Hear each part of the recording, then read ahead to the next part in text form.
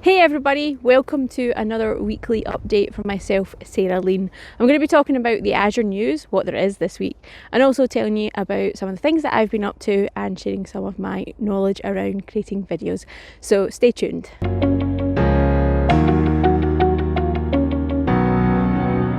Hey everybody, welcome to another weekly update. As you can see, I am outside again. It has been snowing. It melted, it snowed, we've then had some rain which has iced over, and then we've had some more snow, so it's massively treacherous underfoot. And as you can see, some of it has melted, so the trees don't really have much. We do have a good covering on the ground, so I thought I'd pop out again, and because a lot of people said that they really enjoyed my snowy video, and I'm taking advantage of the fact that it's snowing again. Also in these kind of trees, I want to say forest, but it's not really a forest. There's some roe deer that live. I was walking a few weeks ago and they jumped out on me, or I scared them and then they jumped out. And yeah, it was it was quite a scary moment because I wasn't expecting them. But not sure if they'll appear today, probably because of the noise and the wind and the cold. But you never know, so watch out in the background for them. So this week the Azure news is fairly light, I'll be honest. The Azure backup team did release a limited preview for some managed backup, for some managed disk backups. So you can now take some snapshots and kind of manage the life cycle of those snapshots for your managed disks. It is in limited preview, so what I'll do is I'll post a link below so that you can go and have a look at more information and sign up. So yeah, that's really the only news I have. I have seen some internal announcements about other things that are happening, but I'm not entirely sure if they are generally available for news. We often at Microsoft get internal notifications of upcoming releases, but that's more for educating ourselves ahead of the announcement. And I haven't seen some of those announcements go live to the general public. So I'm not sharing them because my NDA would be void and I'd probably lose my job. So definitely watch out for some news. But yeah, it's been pretty quiet. I think we should start to ramp up with Ignite coming in March. I think it's the 2nd is the first day of Ignite. So announcements should be ramping up towards then, and then we should see a lot of announcements on the 2nd of March, hopefully, from the product groups as well. It's kind of windy here, so hopefully the sound is okay and you're enjoying it. It has been quite treacherous for me to walk towards here, and actually hard work because the snow and the ice, but hey ho. So this week I have been busy filming videos. It seems like I'm only filming videos and only editing videos at the moment, and it's been quite fun actually. I've created a lot of good content, or at least I think it's quite good content. I filmed my session for the ITOpsTalks event in February that my team and I are running, so again another exciting session that I'm looking forward to seeing. It's been edited, so it's going through all the process, and yes, everything is kind of coming out later around that. So stay tuned to our team blog to find out more information about that. So it's ITOpsTalks.com. I'll find out more information around that. I've also been filming videos around the Azure Unblogged series where I talk to product group teams about their product and how customers are using it.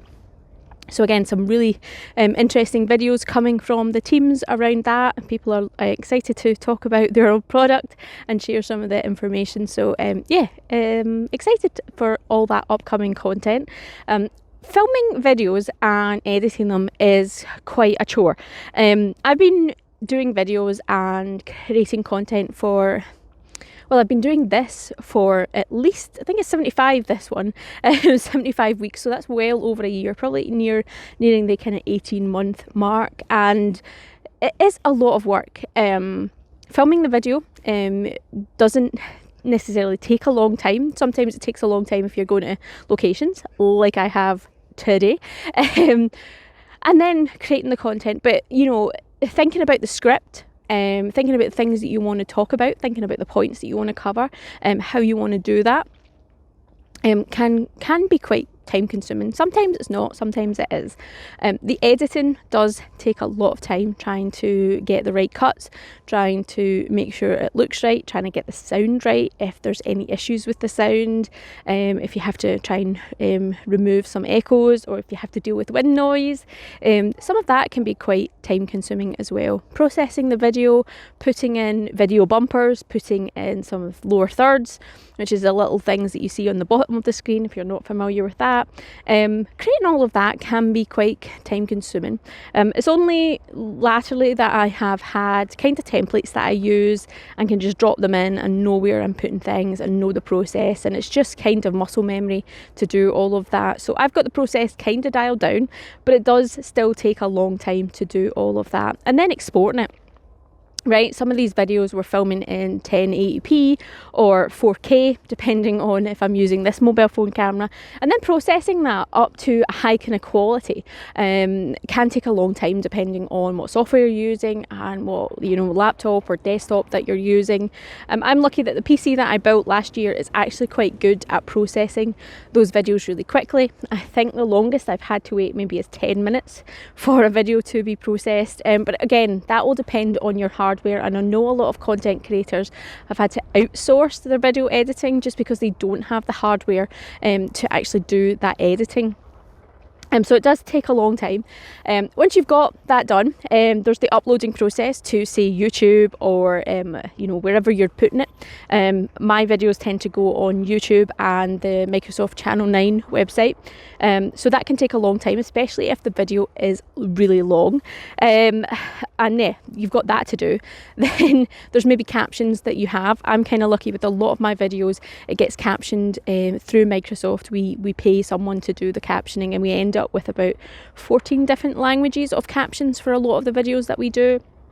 So yeah, that's also something that you have to deal with. If you're doing that manually, or if you're maybe paying someone, it can be a lot of money to do that. I have paid for some captions on some of my own personal videos, and it does add up if you're starting to look at multiple languages and translating it from English to other languages as well. So that's that part of it.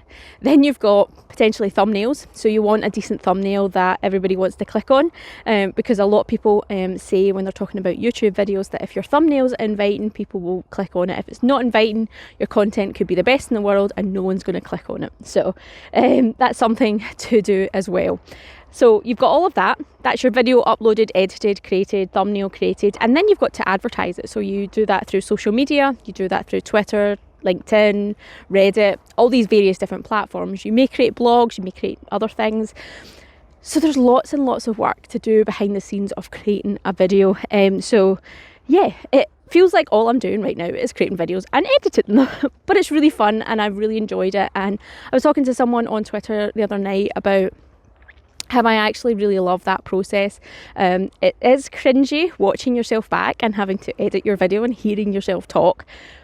But eventually you get used to it, and eventually you just become numb to the fact that it's you talking. You look at it from an editor point of view or a producer point of view, and you get through it. And I really enjoyed learning how to edit videos, learning how to do zoom ins, do cuts, do transitions, do different techniques about how to transition between cut scenes, how to do fast cuts, all these kind of things. Learning how to do the audio, learning how to get the loudness consistent across the sound for the video, and various different things. There's lots of things that I have learned. I could probably cover tons of blog posts, tons of videos about what I've learned, how I do it. Not saying that what I do is necessarily always right and always the most efficient way, but I'm happy with the content that I'm producing.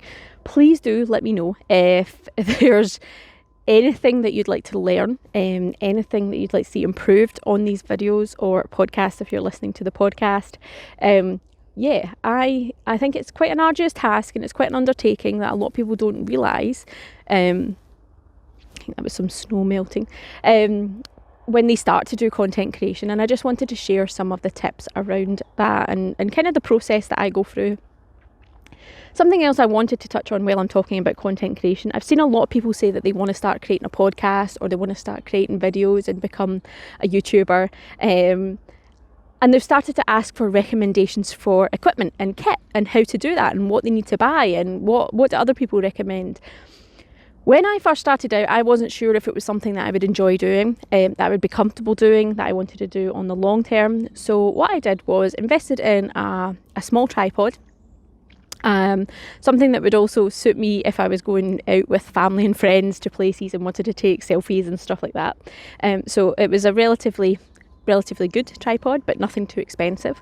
I then also invested in a mobile phone holder for that tripod, and I then invested in a lavalier microphone, and it's a lavalier microphone I'm actually using today, which was about £20, 20 UK pounds. And I used my mobile phone, the lavalier microphone, and the tripod. And if you look back on some of my videos, that is what I'm using, and that's what I'm using actually today. So you don't need to go for the £1,000 vlogger camera. I know a lot of people have invested in the latest Canons and Sonys that are dedicated vlogger cameras, and then went with really expensive maybe Rode microphones, or they've went with setups at home where again they've spent thousands of pounds on a camera, they've spent thousands of pounds on microphones and various desk lamps. That's fine if you really want to do that and if you have that spare amount of cash, but you don't necessarily need that, if I'm truly honest. Most mobile phones nowadays can do 1080p, 4K resolution, maybe even higher than that. Most can record decent sound. Again, this is through the microphone of my mobile phone, through the lavalier microphone plugged in. So you can tell me if the sound is good or not. And you have the flexibility with selfie sticks, with tripods, with things like this that I'm carrying, my DJI kind of Osmos mobile kind of rig that wouldn't calibrate today, so I'm not using that. But yeah, you don't have to spend a lot of money to try and get decent sound and decent video, because 9 times out of 10 you've got something that can do that in your pocket already today.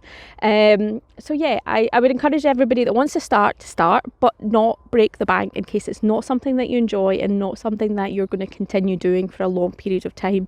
Because I'd hate to see people invest in tons of money and then not actually create any content and have wasted that money, or have lost out. So definitely create content, but please don't think that you have to spend thousands of pounds to become a creator of content. I like my mobile setup. It fits in my pocket. I don't have to carry a lot of things, and it's kind of always with me, and it's not arduous to carry about. So that's my take on content creation, the process of it, and so sharing some of my tips. If you've liked this video, if you've enjoyed the content, if you've got any questions, if you've got any comments relating to how I do things or what I've just shared, please do hit up the comment box. Please do hit the like button, and remember to subscribe. I'm about 40 YouTube subscribers away from being able to do live stream via my mobile phone. So that's still a target for me, and I'm still hoping to do that. So thank you everybody that's tuned in. Hopefully you've all had a good week. Have a good weekend, and I will catch you next week.